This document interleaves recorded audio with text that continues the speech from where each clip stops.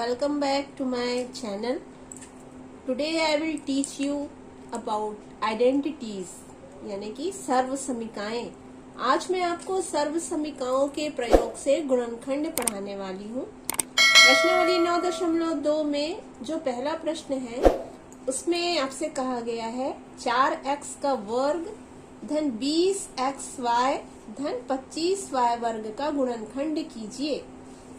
इस 3 पद वाले प्रश्न का गुणनखंड करने के लिए हमें सर्व समीका का उपयोग करना है. तो पहले इसे हमें सर्व समीका के फॉर्म में लिखना होगा.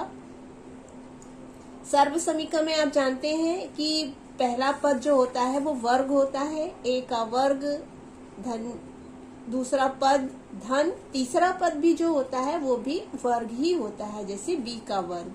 तो हम देख रहे हैं कि हमारे पास जो प्रथम पद है और जो तृतीय पद है वो वैसे तो वर्ग के फॉर्म में है, पर ये पूर्णतः वर्ग के फॉर्म में नहीं है, क्योंकि इसके सामने का जो गुणांक है उसमें अभी वर्ग नहीं लिखा हुआ है. तो इसे भी जो गुणांक है उसे हमें वर्ग के रूप में लिखना होगा. तो प्रथम पद में 4 है, 4 को मैं वर्ग के फॉर्म में लिख सकती हूँ 2 का वर्ग. अब x वर्ग ऐसे ही लिखा जाएगा. द्वितीय पद को फिलहाल मैंने वैसे ही लिख दिया 20xy. अब तृतीय पद है, इसका भी जो गुणांक है वो है 25. 25 को मैं लिखूंगी 5 का वर्ग और y का वर्ग तो पहले ही है. अब 2 का वर्ग इंटू x का वर्ग, इसको मैं एक साथ 2x पूरे का वर्ग लिख सकती हूँ, वो मैंने लिख दिया.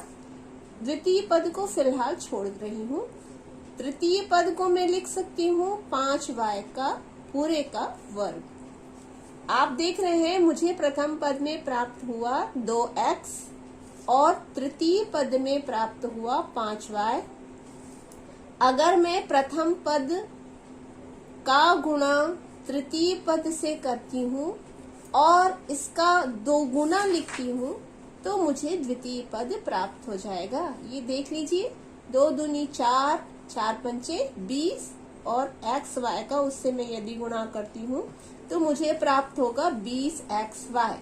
तो ये मैंने प्रथम पद और तृतीय पद को इस प्रकार लिखा कि उन दोनों का आपस में गुणा करके उसका 2 गुना यदि मैं करूं तो मुझे द्वितीय पद प्राप्त हो गया.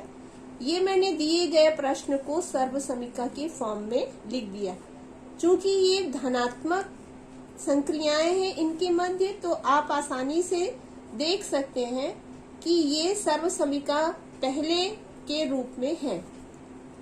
तो सर्व समीका प्रथम जो है वो मैं लिखती हूँ a धन b पूरे का वर्ग बराबर a का वर्ग धन 2ab धन b का वर्ग.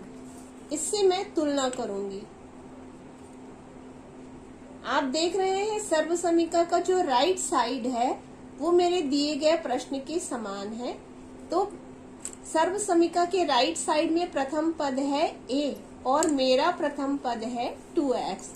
तो मैं तुलना करती हूँ तो मुझे प्राप्त हो रहा है a बराबर 2x, यानी कि इस प्रथम पद की तुलना यदि इस प्रथम पद से की जाए तो मुझे प्राप्त हो रहा है a बराबर 2x.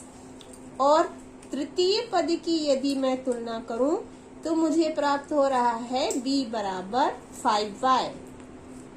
ये मैंने तुलना करके वैल्यूज निकाल ली.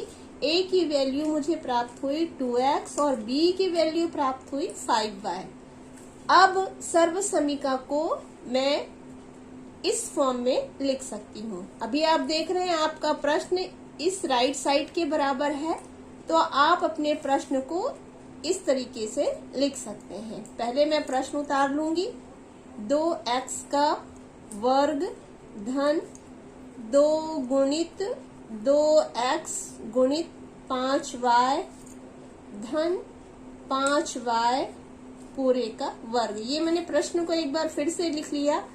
अब अपने प्रश्न को मैं इस संकुचित रूप में लिख सकती हूँ. अभी ये विस्तारित था, अब इसे संकुचित करके मैं इस फॉर्म में लिख लेती हूँ, तो मुझे अपने प्रश्न का गुणनखंड प्राप्त हो जाएगा। तो अगर मैं अपने प्रश्न को संकुचित रूप में लिखूं तो मुझे पहले लिखना होगा कोष्टक, फिर मुझे a का मान लिखना होगा। a का मान मैंने निकाला है 2x, तो a की जगह मैंने लिख लिया 2x, फिर प्लस का साइन लगा लिया, और फिर है b की वैल्यू मैंने यहाँ प्राप्त की है 5y, तो मैं यहाँ लिख दूंगी b की जगह 5y कोष्टक बंद, और यहाँ देख रहे हैं आप वर्ग है, तो मैंने लिख लिया वर्ग। ये जो मुझे प्राप्त हुआ 2x प्लस 5y पूरे का वर्ग, यही मेरे प्रश्न का गुणनखंड है। और इसे अगर आप एक स्टेप और हल करें तो आप इस वर्ग के कारण 2x प्लस 5y एक ब्रैकेट में लिख लीजिए, और सेकंड ब्रैकेट में भी आप 2x प्लस 5y लिख सकते हैं। वर्ग है यानी आप इसे 2 बार लिख सकते हैं, और यही आपके प्रश्न का गुणनखंड है। इसे और समझने के लिए एक प्रश्न देखते हैं। डी में लिखा हुआ है 1 प्लस 18a प्लस 81a का स्क्वायर। इसके लिए भी हमें करना होगा पहले प्रथम पद और तृतीय पद को वर्ग के फॉर्म में। तो एक को तो हम लिख सकते हैं 1 का वर्ग धन, अभी द्वितीय पद को छोड़ दिया गया है। 81 जो है 9 का स्क्वायर है, वो मैंने लिख दिया, फिर a का वर्ग। अभी सेकंड पद जो है 18a, उसको वैसे ही लिख दिया मैंने, 1 का वर्ग धन 9a पूरे का वर्ग होल स्क्वायर, ऐसा मैं लिख सकती हूँ। ऐसा करने से मुझे प्रथम पद प्राप्त हुआ 1 और तृतीय पद प्राप्त हुआ 9a। तो यदि मैं प्रथम पद का गुणा तृतीय पद से करती हूँ और इसका 2 गुना लिखती हूँ, यानी कि इसको 2 से गुणा करती हूँ, तो मुझे द्वितीय पद प्राप्त होता है। ये मैंने लिखा 2 एकम 2, 2 नियम 18a। प्रथम पद और तृतीय पद का यदि मैंने गुणा किया तो मुझे द्वितीय पद प्राप्त हो गया। अब ये पूर्णतः सर्वसमीका के फॉर्म में है। सर्वसमीका मैं लिख लूंगी यहाँ, और उससे मैं तुलना करूंगी। सर्वसमीका है a धन b पूरे का वर्ग बराबर a का वर्ग धन 2ab धन b का वर्ग। इससे तुलना कर रहे हैं हम। तो यदि हम तुलना कर रहे हैं तो आप देख सकते हैं a के प्रथम पद a है और आपके प्रश्न में प्रथम पद 1 है, तो आपको a का मान प्राप्त हुआ 1। तृतीय पद यहाँ आपके पास b है और यहाँ पर तृतीय पद 9a है। इस वर्ग को मत देखिएगा आप, b की वैल्यू आपको प्राप्त हो गई 9a। ये आपने तुलना करके a और b का मान निकाल लिया। अब आप प्रश्न को फिर से लिखेंगे, 1 का वर्ग धन 2 गुणित 1 गुणित 9a प्लस 9a का वर्ग। अब इसको आप संकुचित रूप में यदि लिखना चाहें तो आपको a धन b पूरे का वर्ग इस फॉर्म में लिखना होगा, तो आपको गुणनखंड प्राप्त हो जाएगा। तो a की वैल्यू आपने निकाली है 1, a की जगह आप लिख देंगे 1 धन का चिन्ह। b की वैल्यू आपने निकाली है 9a, तो b की प्लेस में आपने लिख दिया 9a, और ये बाहर वर्ग की संख्या आपने 2 लिख दी।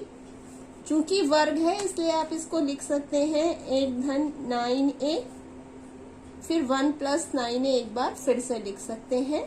ये आपका गुणनखंड है जो आपने प्रश्न को हल करके प्राप्त किया है, यही आपका हल है।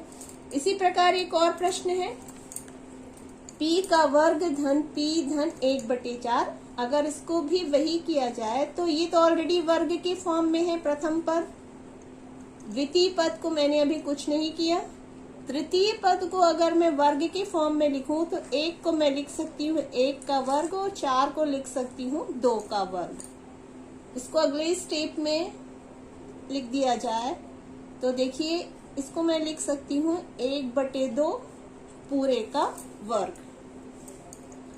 अब यदि मैं प्रथम पद का गुणा तृतीय पद से करूं, यानी प्रथम पद है p, वर्ग को मत देखिए आप, केवल वर्ग को छोड़ने के बाद जो मिल रहा है चर या अचर उस पे ध्यान दीजिए p, और यहाँ भी वर्ग को छोड़िए, आपको मिल रहा है 1/2।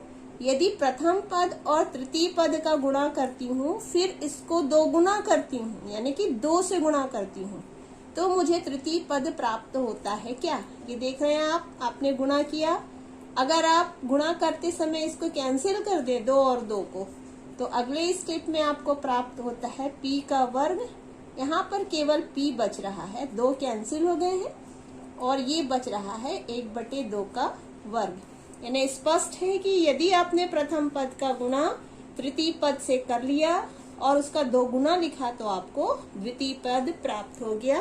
अब आपका प्रश्न जो है वो सर्वसमीका के फॉर्म में आ गया है, तो सर्वसमीका आप चाहे तो लिखें और नहीं तो आप पहले ही समझ चुके हैं। सर्वसमीका a धन b पूरे का वर्ग बराबर a का वर्ग धन 2ab धन b का वर्ग। इससे आप तुलना कर रहे हैं, स्पष्ट है। a की वैल्यू आपको मिल रही है p और b की वैल्यू आपको मिल रही है 1/2। तो आपका जो गुणनखंड है वो आप इस फॉर्म में लिखेंगे a धन b का वर्ग।